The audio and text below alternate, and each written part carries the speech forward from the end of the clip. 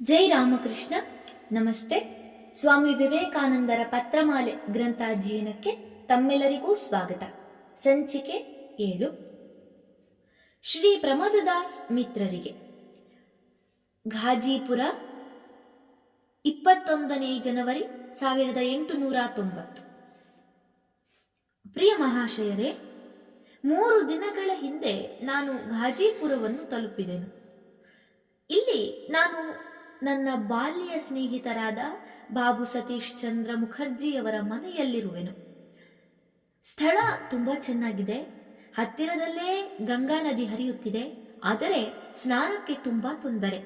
ಹೋಗುವುದಕ್ಕೆ ಸರಿಯಾದ ದಾರಿ ಇಲ್ಲ. ಮರಳಿನಲ್ಲಿ ನಡೆದುಕೊಂಡು ಹೋಗುವುದು ಅತಿ ಕಷ್ಟ. ನಾನು ನಿಮಗೆ ಹೇಳಿದ ಆ ದಯಾಳು ಈಶಾನ ಚಂದ್ರ ಮುಖರ್ಜಿಯವರ ತಂದೆ ಇಲ್ಲಿರುವರು. ಇಂದು ಅವರು ಕಾಶಿಗೆ ಹೊರಡುವರು. ಅಲ್ಲಿಂದ ಕಲ್ಕತ್ತೆಗೆ ಪ್ರಯಾಣ ಮಾಡುವರು. ನನಗೂ ಕಾಶಿಗೆ ಹೋಗಬೇಕೆಂಬ ಆಸೆ ತುಂಬ ಇತ್ತು. ಆದರೆ ನಾನು ಇಲ್ಲಿಗೆ ಬಂದ ಉದ್ದೇಶ ಅಂದರೆ ಪವಾಹಾರಿ ಬಾಬರ ದರ್ಶನ ಪಡೆಯುವುದು ಇನ್ನೂ ನೆರವೇರಿಲ್ಲ. ಆದ ಕಾರಣವೇ ಕೆಲವು ದಿನಗಳ ವಿಳಂಬ ಅನಿವಾರ್ಯವಾಗುವುದು. ಇಲ್ಲಿ ಎಲ್ಲ ಚೆನ್ನಾಗಿರುವುದು. ಜನ ಒಳ್ಳೆಯ ಸ್ವಭಾವದವರು.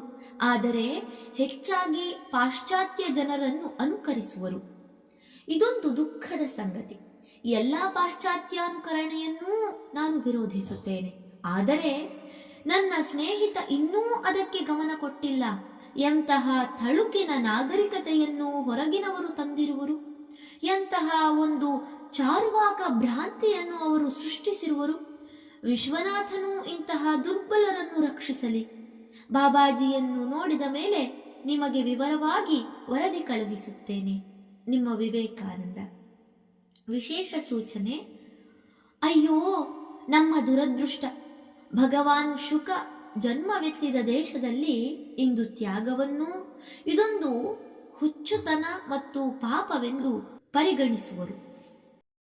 ಶ್ರೀ ಪ್ರಮದದಾಸ್ ಮಿತ್ರರಿಗೆ, ಘಾಜಿಪುರ, 7 ಫೆಬ್ರವರಿ 1890.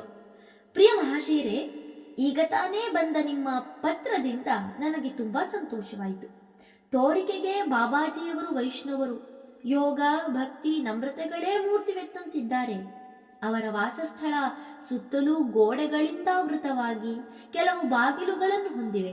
ಆ ಗೋಡೆಗಳ ಒಳಗೆ ಭೂಮಿಯಲ್ಲಿ ಕೊರೆದ ಉದ್ದವಾದ ಬಿಲವಿದೆ. ಅದರಲ್ಲೇ ಅವರು ಸಮಾಧಿಮಗ್ನರಾಗಿರುತ್ತಾರೆ. ಆ ಬಿಲದಿಂದ ಹೊರಬಂದಾಗ ಮಾತ್ರ ಅವರು ಇತರರೊಡನೆ ಮಾತನಾಡುವರು. ಅವರು ಏನು ತಿನ್ನುವರೆಂಬುದು ಯಾರಿಗೂ ಗೊತ್ತಿಲ್ಲ. ಅದಕ್ಕೆ ಅವರನ್ನು ಪವಾಹಾರಿ ಬಾಬಾ ಎನ್ನುವರು. ಒಮ್ಮೆ ಅವರು 5 ವರ್ಷಗಳ ಕಾಲ ಆ ಬಿಲದಿಂದ ಹೊರಗೆ ಬರಲಿಲ್ಲ. ಜನರು ಅವರು ಶರೀರ ತ್ಯಾಗ ಮಾಡಿದರೆಂದು ತಿಳಿದಿದ್ದರು. ಆದರೆ ಈಗ ಅವರು ಹೊರಗೆ ಬಂದಿದ್ದಾರೆ. ಆದರೆ ಈ ಬಾರಿ ಅವರು ಜನರ ಕಣ್ಣಿಗೆ ಕಾಣಿಸಿಕೊಳ್ಳುವುದಿಲ್ಲ. ಬಾಗಿಲಿನ ಹಿಂದಿನಿಂದಲೇ ಮಾತನಾಡುವರು. ಮಾತಿನಲ್ಲಿ ಅಷ್ಟೊಂದು ಮಾಧುರ್ಯವನ್ನು ನಾನೆಲ್ಲೂ ಕಂಡಿಲ್ಲ. ಅವರು ಪ್ರಶ್ನೆಗಳಿಗೆ ನೇರವಾಗಿ ಉತ್ತರ ಕೊಡುವುದಿಲ್ಲ. ಈ ದಾಸನೇನು ಬಲ್ಲ ಎನ್ನುವರು. ಆದರೆ ಮಾತು ಮುಂದುವರಿದಂತೆಲ್ಲ ತೇಜಸ್ಸು ಹೊರಹೊಮ್ಮುವುದು. ನಾನು ಅವರನ್ನು ಬಹಳ ಒತ್ತಾಯಪಡಿಸಿದಾಗ ಕೆಲವು ದಿನ ಇಲ್ಲಿದ್ದು ನನಗೆ ಅನುಗ್ರಹ ಮಾಡಿ ಎಂದರು. ಆದರೆ ಅವರು ಎಂದೂ ಈ ರೀತಿ ಮಾತನಾಡುವುದಿಲ್ಲ. ಇದರಿಂದ ನನಗೆ ಅವರು ಭರವಸೆ ನೀಡುವರೆಂದು ನಾನು ಅರ್ಥ ಮಾಡಿಕೊಂಡೆ. ನಾನು ಒತ್ತಾಯ ಮಾಡಿದಾಗಲೆಲ್ಲ ಅವರು ನನ್ನನ್ನು ಇಲ್ಲಿರುವಂತೆ ಹೇಳುತ್ತಾರೆ. ಆದ್ದರಿಂದ ನಾನು ಆಸೆಯಿಂದ ಕಾದಿದ್ದೇನೆ. ಅವರೊಬ್ಬ ವಿದ್ವಾಂಸರೆಂಬುದರಲ್ಲೇನೂ ಸಂದೇಹವಿಲ್ಲ. ಆದರೆ ಅವರು ಅದನ್ನು ತೋರಿಸಿಕೊಳ್ಳುವುದಿಲ್ಲ. ಅವರು ಶಾಸ್ತ್ರೋಕ್ತ ಕರ್ಮಗಳನ್ನು ಆಚರಿಸುತ್ತಾರೆ. ಪೌರ್ಣಿಮೆಯಿಂದ ಹಿಡಿದು ತಿಂಗಳ ಕೊನೆಯ ದಿನದವರೆಗೂ ಯಜ್ಞ ನಡೆಯುತ್ತದೆ.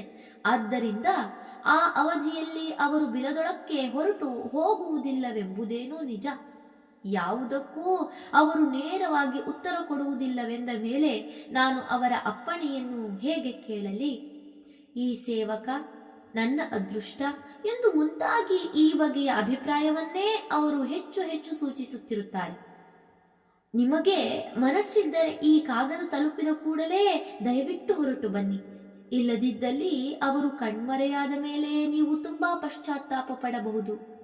2 ದಿನಗಳಲ್ಲಿ ನೀವು ಅವರ ಭೇಟಿ ಮಾಡಿ, ಇದ್ದರೆ ಹೊರಗಡೆಯಿಂದ ಅವರೊಡನೆ ಮಾತನಾಡಿ ಹಿಂದಿರುಗಬಹುದು.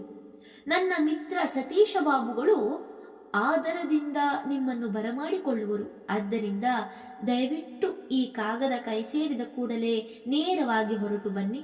ಅಷ್ಟರಲ್ಲಿ ನಾನು ಬಾಬಾಜಿಯವರ ಬಳಿ ನಿಮ್ಮ ವಿಷಯವನ್ನು ಹೇಳುವೆ. ನಿಮ್ಮ ವಿವೇಕಾನಂದ. ವಿಶೇಷ ಸೂಚನೆ: ಯಾರಿಗೂ ಅವರ ಸಂಘದಲ್ಲಿರಲು ಸಾಧ್ಯವಾಗದೇ ಇದ್ದರೂ ಆ ಒಂದು ಮಹಾ ವ್ಯಕ್ತಿಗಾಗಿ ತೆಗೆದುಕೊಂಡ ಶ್ರಮ ಎಂದಿಗೂ ವ್ಯರ್ಥವಾಗುವುದಿಲ್ಲ. ಧನ್ಯವಾದಗಳು.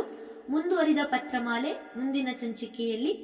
ಓಂ ಶಾಂತಿ ಶಾಂತಿ ಶಾಂತಿ. ಹರಿ ಓಂ ತತ್ಸತ್. ಶ್ರೀರಾಮಕೃಷ್ಣಾರ್ಪಣಮಸ್ತು. ಸರ್ವೇ ಜನ ಸುಖಿನೋ ಭವಂತು. ಜೈ ಶ್ರೀಮಾತಾ.